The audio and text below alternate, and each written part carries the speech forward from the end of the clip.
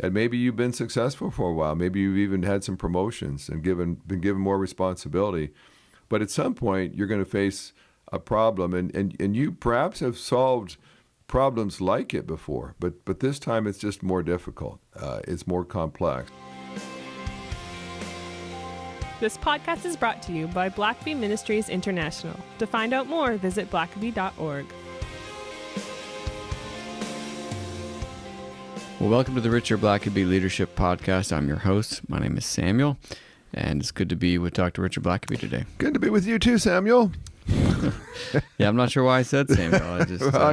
I'm just following your lead. Hey, I appreciate maybe that. Some days I think maybe you just need to be more Samuel-like than Sam. So yeah, that's the suit and tie version. Yeah, I feel like dressed up. Yeah. Well, it's good to have you back in town. You've been on the road. For quite a stretch here, but had a good time at the Cove last week. You know, we advertised that for a while, and had some great meetings with folks, and God really moved, just speaking through the ways of God material, and had a just real glorious time at the end, just kind of a altar call, just sort of kind of consecrating ourselves to do things God's way, and it's just really heart moving just to see just so many people just responding to that message. And, you know, sometimes you don't have to be off very much to be just a little bit off from the way God would do something. And so anyway, it was a great time. And I think they're looking at us coming back in April sometime next year. So you can start marking your calendars. Yeah. As soon as we have a date, we'll let you know. I have no doubt we'll let the people know as soon as we know. Yeah. But we do also have ongoing right now a coupon for our listeners called, the coupon is LEADER, and you can use it at theblackabyyinstitute.com for 10% off the Seasons of God online class that we offer. Oh, yeah. And that's got some videos of you teaching through that material, which is, you know, the feedback that we get from the book that you wrote, The Seasons of God, is always tremendous. And so we added some videos to that, and that can be found at theblackabyyinstitute.com. We'll leave links to that as we always do in the show notes, but wanted to remind folks that if you use code LEADER at checkout, you can get 10% off of the online class. So with that, why don't we dive into what it means to hit our limits, talk about limits today. Yeah. What do we do? Is it inevitable, or is it a bad thing when we come up and reach our limit? You know, leaders? We've talked about that, Sam, you know, in various ways over the years in this podcast, but I think it's just one of those issues that you have to keep circling back around to, because we've said, and I do believe it's true, that every leader will eventually hit their limit, and it can be a limit in various ways. We all have different capacities, and so in some areas of our life and our leadership, we may have almost limitless room to keep growing and facing new challenges, and it's all good. But then there'll be other areas of our life where it's not, we don't have the same capacity, and we come across a challenge that we've never faced before, and we were unprepared, or we've never had to figure out what to do about this issue, and it can eat our lunch. And certainly in the culture we live now, so many things changing, so many new issues that even a decade ago we wouldn't have dreamed of even having to deal with, and now we do. We've got to be ready. We have to assume that we're going to face a challenge that's going to be big. And I've talked about this before, but I'm always reminded of someone like Napoleon that just seemed to be so invincible. He was bold. He was very offensive minded.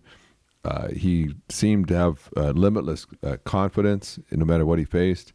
But eventually he hits a Waterloo, and the challenge, and what I've learned and taken away from that battle of Waterloo, is that that was the make or break battle for Napoleon, and he had to win that battle, or he was done. And of course, he'll just narrowly lose it. But the thing about him in that battle is that he pulls out from his bag of tricks everything that has always worked for him before, and he was known for several different things.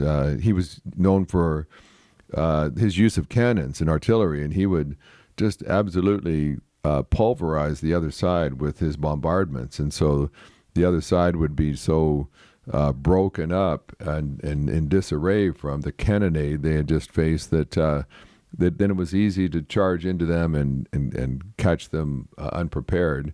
And he also was known for his offense. That he's going to charge, he's going to attack you. So, there were and you knew that he had supreme confidence in himself and his ability to win.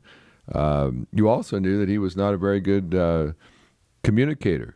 He wasn't necessarily really good at keeping all of his other officers informed of what he was doing. He was spontaneous and he just didn't work a lot at keeping a team. He just relied upon himself. And so all of that had managed to give him a lot of success for quite a while. But on that battle, the problem was that his enemies, his opponents, had continued to grow, and he had not. And so Napoleon uses all the same things, but he's facing a different challenge. He's facing a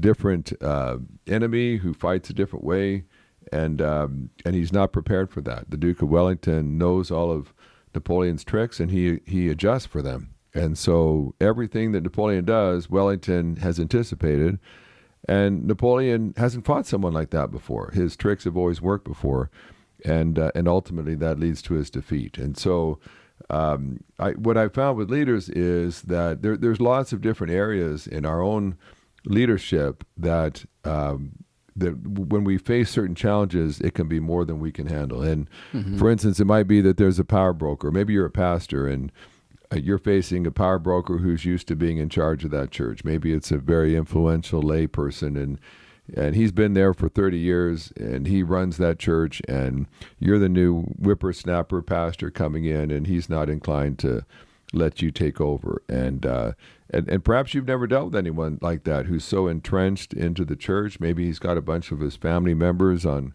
key committees, and here you're trying to just move forward, do some good things, and this guy, for whatever reason, just challenges you just so that you know that you're not in charge. And for a lot of pastors, that it just gets easier to move on to a different church than take on those kind of folks. And maybe it's a dysfunctional culture where there's just all kinds of dysfunction that's been allowed to creep in and remain unaddressed. And so you come in assuming that people want to work together, that they want to work as a team, and they're goal oriented, and then you find there's all kinds of silos and hurt feelings, and there's landmines going off all over the place, and you at a certain point you just find this culture is so dysfunctional, I don't know that it can be redeemed. And there's lots of stories both in churches and in businesses where leaders finally just walked away, said that it's just too embedded. Some people have said, I think wrongly so, but some churches just need to die. It's just so unhealthy. You just need to put it out of its misery.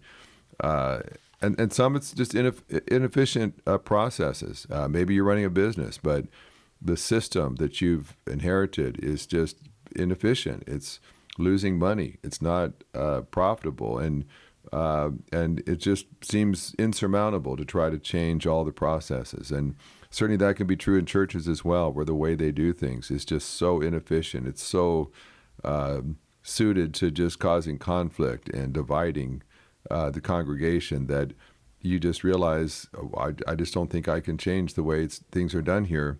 And so you move on. And so there's many different areas where you'll face a challenge, and the question is, do I have what it takes to overcome this?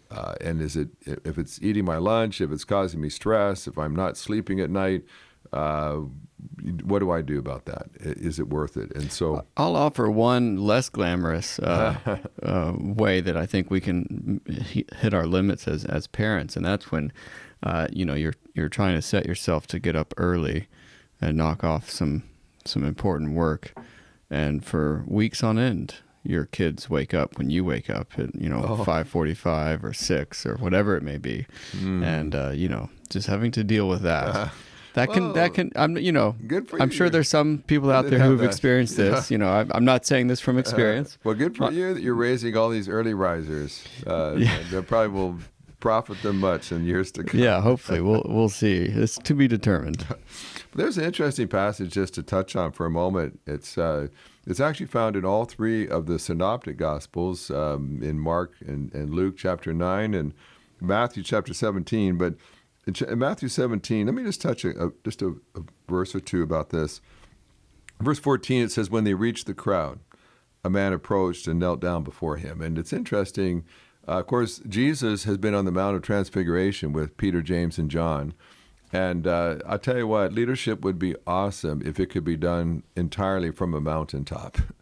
If you could just spend time with God all day and with the saints and have glorious worship experiences, wouldn't that be amazing? But at some point, you've got to come down from the mountain and wade into the fray, wade into the problems, the people. And Jesus has just barely made it up to the edge of the crowd, and already someone is running out to him and falling to his knees and begging Jesus to help him. And if you've ever been a pastor or you've been even a leader of some organization, sometimes you just have to take a deep breath as you enter the building, because you know you're probably not even going to make it to your office before someone stops you and tells you about a problem and a need and tells you their story. And so Jesus gets to the edge. This man runs up and he says, I brought my son. He's got an evil spirit. The spirit causes him to fall into the fire and the water, and he has seizures. And I begged your disciples to help me to set the boy free. And then those devastating words, but they could not. They couldn't heal him. And the thing that's interesting about that is that back in Matthew 10, the very first verse, we're told that Jesus had given them the power to cast out evil spirits, to heal all manner of diseases. And so it appears that they had been given the power to do that. That Jesus expected them to be successful at that, but this time they fail. This time they fall short. And oftentimes I think that's kind of how it happens in leadership. You might fail at the very first time you try something, but sometimes the bar is set a bit lower in the beginning sometimes. But the farther along you go, the more complicated it gets. The higher up you go, the more complex the problems. And maybe you've been successful for a while. Maybe you've even had some promotions and been given more responsibility. But at some point, you're going to face a problem. And you perhaps have solved problems like it before. But this time, it's just more difficult. It's more complex. And the solutions that have always worked for you before, they don't work this time. And that can be demoralizing. And at that point, you've got to decide what you're going to do. Do you keep trying? That's a huge issue for leaders. You face a problem, and then the question is, how long do you stick with this? When do you just say, this isn't going to work? Maybe it's a new product that you're releasing, and you've been trying and trying to get traction on that thing, and it's just not working. You're trying to offer some kind of new ministry, new program or something. We're offering a brand new opportunity, but no matter how you promote it, it's just not taking off. And at some point, do you keep tweaking it forever? Do you keep advertising it forever? Or do you just say, it's just not working? I don't know how personally to make this feasible, profitable. When do you walk away? When do you give up? And of course, if you're trying to sell a product, there's nothing sacred about that. There's nothing necessarily God honoring about recognizing this just isn't the time to sell this product.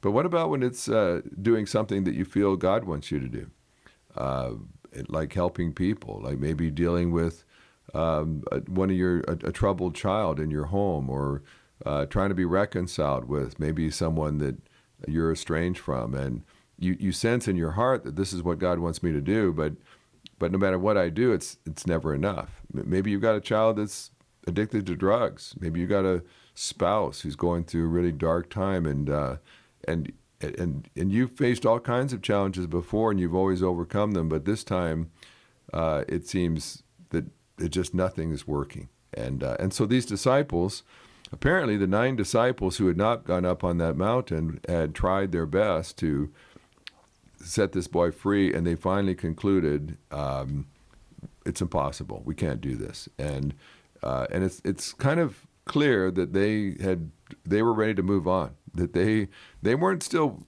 hanging out with that boy saying, just hold on, our Messiah, our rabbi will be back soon, and then we're sure that before the day is done, we'll get this worked out. Well, it was none of the disciples that came running up to Jesus and say, "Hey, we've got a tough one here." Yeah. You'd think if they'd really been confident, they would have been the ones to inform Jesus of the problem, but they're conspicuously quiet. It's as if it's sort of awkward, and again, it's an issue that I think as leaders, these things can haunt you sometimes because essentially they've given up. And I'm not Sam, I'm not by nature a quitter. Mm-hmm. I probably hold on too long. There's probably some things I should have stopped. That I'm sure there's books that you finished that you probably shouldn't have finished reading. That's a major issue. That's a tough one. Just kind of being anal there and saying, I've only got 30 pages left. I know what this guy's saying, and he's kind of run out of gas, but I want to be able to check the box. I read the whole thing. And sometimes I probably should just give up sooner. But then there's other times where I think when it's something important, something, maybe it's related to a person that when you give up on people, for instance, then that's a different story. And sometimes I think we might say as Christians, well, with God all things are possible. Our God is all powerful. He rules the universe. He can do whatever he wants. But then we give up on people, or we quit things in discouragement. And there's a huge contrast there between saying, well, I'm confident that my God can do all things, but apparently he can't solve this problem at my workplace, or he can't solve this problem in my marriage, or with my child, or in my church. And at whatever point that you quit, at whatever point you just finally give up, you might as well just raise a banner that says, even God is not powerful enough to fix this. Even God can't remedy this problem. And of course, we don't believe that in our heads, but we often act that way because we feel that way in our hearts. We're just discouraged. And it's always easier, it seems, just to walk away. And that's essentially what the disciples, I think, were doing. They just wanted to walk away and just, maybe tomorrow will be a better day. But and sometimes maybe that's what God wants you to do. But what I found is if you walk, those disciples, they could have walked away from that boy with an evil spirit, but eventually they're going to face someone else with a similar evil spirit. And you don't want to just keep walking away from encounter after encounter. And I've known people that, it used to be, I'm not sure what it is at the moment, but the average tenure of a pastor in a church was under 2 years. With every 2 years, many pastors were moving on to the next ministry assignment. And I think a lot of that was they faced a problem, and instead of addressing it, instead of growing and developing the skills necessary to overcome it, it was just easier to move on and just find a church that maybe doesn't have that particular problem. And I think that's, to me, I think you can just see that in politics, certainly. You see that in the church. You can see that at times in business, where instead of someone just staying at their post and saying, okay, whatever it takes, we're going to get this thing solved, it's just easier to move on, pass it on to someone else to have to deal with. I've known churches that way, that a pastor arrived and found that maybe half the deacons weren't even converted. And the previous pastors knew that, but they just didn't want to deal with it. So they just kind of overlooked that and hoped that maybe the next guy would have the courage to address that. And I think as a true leader, you don't pass down your problems to your successor. You handle the problems that you find on your watch, and you ask God to take you to whatever level of leadership you're going to have to get to until you can handle it. And so I've often said that there are times when your problems are going to be bigger than your leadership. And when that happens, and so your leadership's not big enough to overcome this problem. And so the key is you got to grow your leadership, which often it means you got to grow personally. You got to grow yourself. And that is the leader's secret weapon. a leader's secret weapon, their superpower is the ability to grow, the ability to not stay where you are, doing things the way you always have, but the ability to say, okay, the kind of leader I am at the moment is not adequate for this problem. I've got to grow. I've got to become a better leader. And so I think that's why Jesus is so harsh in verse 17. He says, "You unbelieving and perverse generation, how long will I be with you? How long must I put up with you?" And that's just one of the most harsh rebukes you're ever going to hear come out of the mouth of Jesus. And he's not even necessarily talking to Pharisees. I think he's talking to his own disciples and saying, why are you so unbelieving? And at the end of this passage, and we can kind of wrap this up, but at the end of the passage, the disciples ask him and say, well, why couldn't we do this? Why did we fail?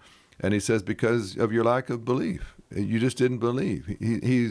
What Jesus is saying is, you could have been successful. This was not an impossible situation for you. Everything that you needed, God had provided, but you didn't believe. You got discouraged. You focused too much on the problem, and you didn't look at all the provision that God had for you. And I've looked at that often to think, I don't want to quit something that God has provided everything I need to overcome, if I believe. And so one of the questions I have to ask myself is, if I'm discouraged right now, is it because I just see the reality that this is just an impossible situation? Or is it I don't believe? I'm not trusting God for this. I'm not trusting that God could use me, that he could grow me.